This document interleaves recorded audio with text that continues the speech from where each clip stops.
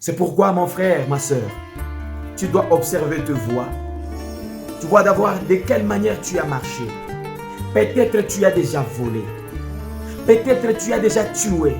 Peut-être tu as déjà versé le sang. Peut-être la femme a déjà avorté.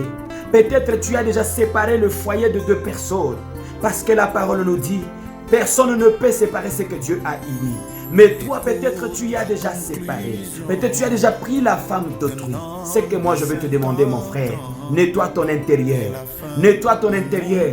Tu peux avoir la voiture. Tu peux avoir de belles maisons. Tu peux avoir l'apparence de la piété. Mais ta conscience te condamne. Et ce moment ici, tu sais très bien que tu as déjà commis des erreurs. Tu sais très bien que tu as déjà commis le gaffe. Mais ce que tu dois faire, mon frère, ma soeur, nettoie ton intérieur.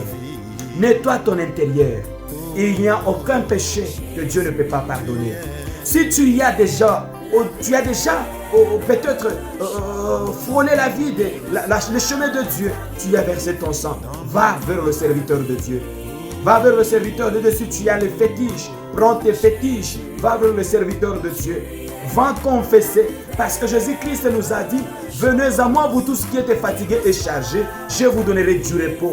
Et tel que tu es là, tu n'es pas conscient. Ta conscience te dit que j'ai tué. Ta conscience te dit que je verse les sangs. Mais ce que tu dois faire, mon frère, Jésus t'a donné la possibilité de venir auprès de lui avec tous tes péchés. Il a dit, venez à moi, vous tous qui êtes fatigués et chargés, je vous donnerai du repos. Et Jésus-Christ t'a dit, venez à moi, même si vos péchés deviennent rouges comme le sang, je le rendrai blanc comme la neige. Même si vos péchés deviennent rouges comme la crémoisie, je le rendrai blanc comme la laine. Maintenant, mon frère, ma soeur, c'est toi seul qui connais de quelle manière tu y as marché. Rends-toi plus blanc que la neige. Nettoie ton intérieur. Nettoie ton intérieur. Sois plus blanc comme la neige. Parce que l'apôtre Paul nous a dit, soyez mes imitateurs comme je le suis pour Christ. Jésus-Christ est saint. Toi aussi, tu dois être saint. Tu dois être saint parce que nous traversons un moment difficile, un moment de critique, un moment où tous les signes, tout ce que Jésus nous avait promis sont en train de s'accomplir.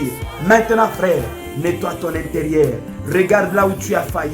Nettoie ton intérieur. Jésus est prêt pour te recevoir. Du reste, que le Seigneur vous bénisse. Je vais faire un petit mot de prière pour toi qui as reconnu tes erreurs.